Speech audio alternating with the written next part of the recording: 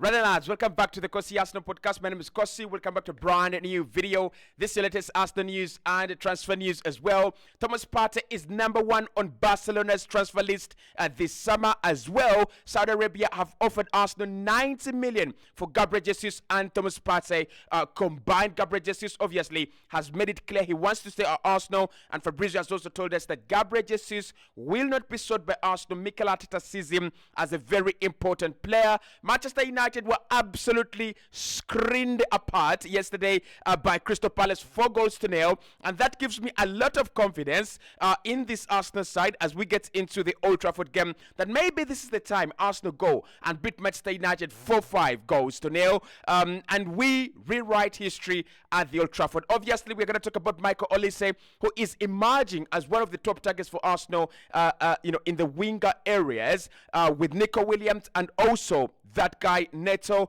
It looks like all of them are going to be available, and Arsenal will have to make their choice. Hit the like button, subscribe to the channel as well. It's a beautiful morning. When Manchester United lose, I'm absolutely okay, unless otherwise, right? So Manchester United 0, Crystal Palace 4.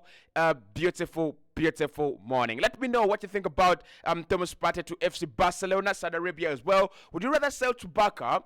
Because if we sold him to Barca, we would actually face him in the Champions League. Or would you rather sell to Saudi Arabia? Arsenal have not had any talks with Partey over a new deal. So that means that he either lives on a free after his 1 year expires, or Arsenal cash in right now and get some money and reinvest in the squad. What do you think? Let me know in the comment box below. For now, let's get into it. Right, let's start off with that Manchester United performance yesterday. They lost 4-0, and as an Arsenal fan, that was the best performance I've seen from the whole season. I mean, Arsenal have had a very good campaign. But when Manchester United lose like that, when Manchester United are embarrassed and humiliated like that, that is one of the performances I've really loved watching this campaign. Now, just to highlight, in that game, Michael Olise was onto the score sheet twice, very beautiful goals, and again that has sparked a spiral of tweets and of blogs as well, writings and confirming that Arsenal are very much interested in Michael Olise. He's going to cost 60 million, and we know that he's release close because he signed a new deal last summer, which actually led to Crystal Palace increasing his release close to 60 million. So Arsenal out there, they have seen what Michael Olise can do this season alone. Michael Olise has already, got double goal involvements, despite the fact that he's played only 17 games. We are talking 17 games, but we're also talking 9 goals and I think 5 assists as well. So Michael Olise, I mean, we had the discussion yesterday about Olise and Kudus. Most of you told me that Kudus is an overrated hype from Ajax. You prefer to have a player like Michael Olise. In my opinion, actually, which is actually funny, I think Olise is the guy that is really overhyped. Now, when I saw him yesterday, I thought he was, bowling. I thought he was okay. I thought his performance was absolutely fine. But then this Manchester United, defense and midfield should not be a yardstick from which or with which you actually, judge a player. But yesterday, he was absolutely good. And if Arsenal are going to bring him in as one of those replacements or backups for Saka, then it will be a very good deal. 60 million, he comes in, he provides competition with Saka and also probably competition on the left-hand side. I kind of feel like that is something, that is something that Arsenal would do this summer. But also, in terms of wingers, Nico Williams and Pedro Neto, according to David Onstein, are 2 players that Arsenal are really following very much. Pedro Neto is a player that Arsenal followed for quite some time, but the injury issues and also the pricing could actually lead Arsenal away from that deal, according to David Onstein. So that leaves us with Michael Olise, Kudus, and Nico Williams. This morning, I've seen a story saying that Arsenal and Barcelona are going to be fighting for the signature of Nico Williams. I just don't need Nico Williams. I really love him because he's Spanish and he's a baller, obviously. But for me, Nico Williams is one of those players that have not yet given me enough, especially in terms of output. When I look at the wingers that are available in Spain right now, Nico Williams, I think there is Lamine Yamal at Barcelona, Ferran Torres, Rafinha.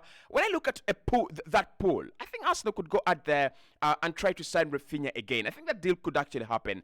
I think Rodrigo or Brahim Diaz at Madrid, I think that deal could happen. But when you talk about Nico Williams, yes, he's young. He's willing to be an understudy to a Bukayo Saka. But is he really the guy that you bring on the pitch when you don't have Saka? When Saka picks up an injury, or when you are playing Bayern and Saka is in a league ball because of a second yellow card, would you actually trust Nico Williams to be the guy that comes in and does the job for you? I'm not 100% sure about him. But of course, the winger situation continues. Michael Olise bowling yesterday, and of course, that reminds us, a couple of reports this morning confirming that yes, Arsenal are still interested and they are still eyeing that 60 million release clause. And obviously, Pedro Neto is wanted and Nico Williams as well. Which one is your choice? Let me know in the comment box below. As you have already noticed, within the first hour, if you have a comment on the video, I'm engaging and I'm replying to your comment as soon as possible. Of course, in the first hour, because the comments are always coming in thick and fast, and at times I can't deal with each and every one of them.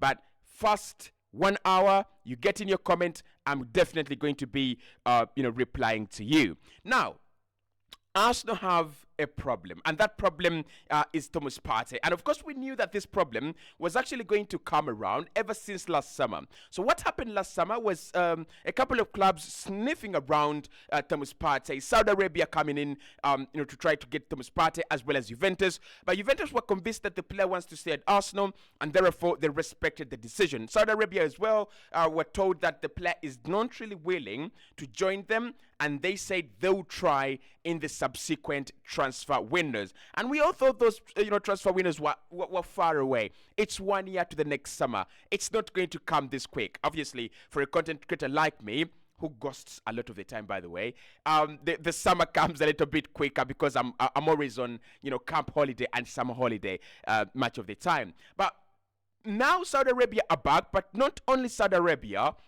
we also have FC Barcelona. So this is the story. Let's start off with the Barcelona one. Barcelona have made Thomas Partey a priority for them in this transfer window, and he is up there with the likes of Guido Rodriguez among the names that are being discussed internally at FC Barcelona. Now, for me, Partey, the fact that Arsenal have not discussed with him the possibility of a new deal leaves us to a lot of questioning and a lot of suspicions. Number one, if they have not given him a new deal yet and there are no discussions underway, it means that they're willing to listen to offers, but then they're also very open to letting his contract run down. And I think that's what Arsenal are going to do. If the player wants to stay, right? And I think if Partey is fit, he plays for this Arsenal team every single game. Every single game. He's better than Jorginho, and listen to me, he's better than Jorginho, he's better than Lokonga, he's better than the Rice one. We can have a debate later off this channel, right? So if Partey stays, he plays every game. But I think Arsenal look at it as a risky deal to give him a new deal right now, and then next year he's in the sick bay for a whole year. So what they're looking at, in my opinion, is we either cash in this summer or we keep him for another whole season, and then we can actually sell or let him go for for free. Which one is the better idea? I'm not really sure. Next season we're gonna be competing for silverware, like really seriously. We're gonna be competing for silverware. You don't need mega changes and you don't need big changes when it comes to your squad. So I would keep Thomas Partey. I'd keep Thomas Partey for now. Sorry about that. I'd keep Thomas Partey for now. And if he can stay fit next season, maybe you can give him a 1 year deal. If he can't stay fit next season, right, despite the fact that you've kept him, then you let his contract run down and you let him go on a free. Because even Barca, I don't think Barca are really going to give us 20 million for FC Partey, for Thomas Partey. Or 30 million for Thomas Partey.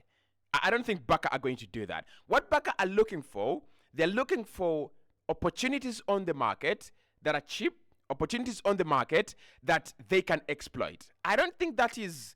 I really, really don't think that is, what we should be looking to do with Thomas Partey. And that takes me to the next story, which is Saudi Arabia are offering 90 million for Gabriel Jesus and Thomas Partey. They're lining up a 90 million offer for these two, and Arsenal should be bracing themselves. Again, that's where the question is. Do you actually get the 90 million and run? Because that is crazy money. And we know that Edu was in Saudi Arabia. And we know that this is the reason as to why he was there. He's trying to do the Chelsea model. He's trying to do what Chelsea did by cheating their way, by the way, I should say this, by cheating their way into selling most of their unwanted, dispensable players to Saudi Arabia, despite the fact that most of these players, didn't have any quality they were providing, right? So I think Arsenal could actually feed off the same script, and we could actually benefit from such a strategy. So do we sell 90 million? Gabriel Jesus doesn't want to go. Mikel Arteta would love to keep him, but we know that Arsenal are willing to listen to offers. We know that Arsenal are still signing a striker, and we know that Arsenal have Kai Havertz already. So, and Arsenal want a winger as well. So if you're Gabriel Jesus and his agent, you know that Arsenal don't want to spit it to your face that we are selling you. You know that. You know the truth is that this project is at a stage where it has to be accounted for. Mikel Arteta and Edu, they'll go back to the Cronkies, they'll go back to the fans, wherever they turn right now, it is where is the delivery?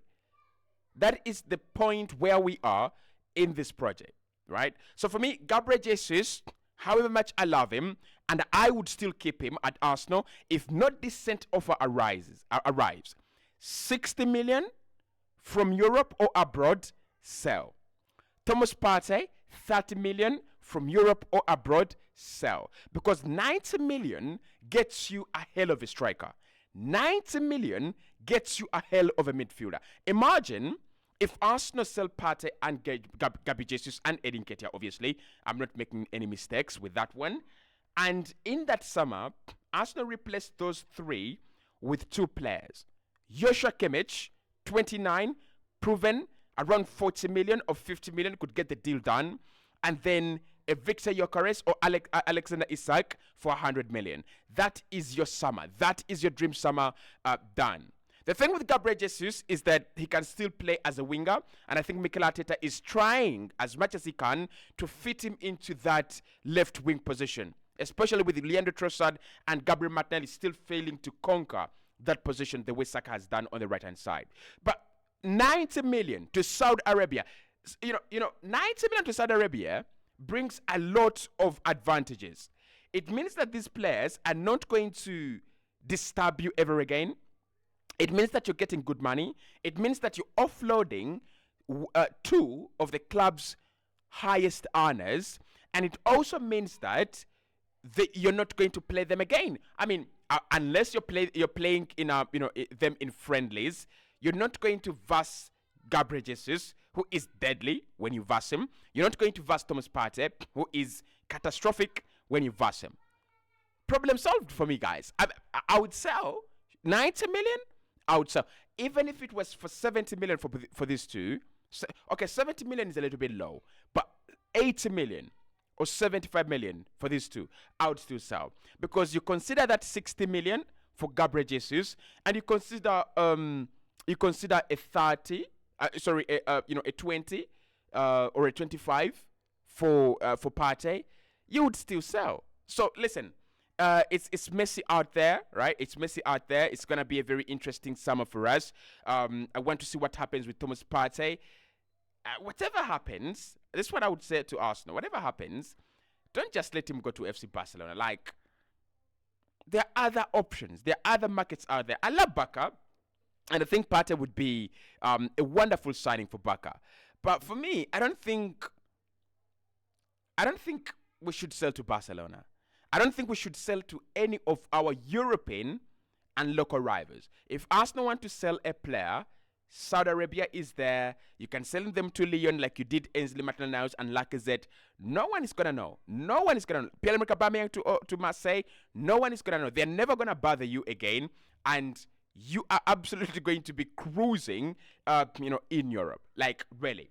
Now at 5 p.m. I will be dropping the list of all striker options Arsenal have this summer, and we are going to be looking at them in terms of who has got the more quality to deliver to Arsenal. Make sure you watch out that video. It's a very, very informative video, and I think it will help us clear which strikers Arsenal are focusing on, and which strikers are going to provide the best value for Arsenal, right? Especially in the summer. We're going to look at their goals, goal contributions, and style of play, and how they would fit in, and why I think a player is the right option or not the right option. Actually, on that list, I had just forgotten Dominic Solanke. Let me go and add him. I'll speak to you right in the next one. Hit the like button, subscribe to the channel. Like I said, the first 1 hour, I'm in the comments, we are talking. So make sure that when the video comes out, in the first 1 hour, you have your comment out there, and you will get a reply, a like, and a heart as well.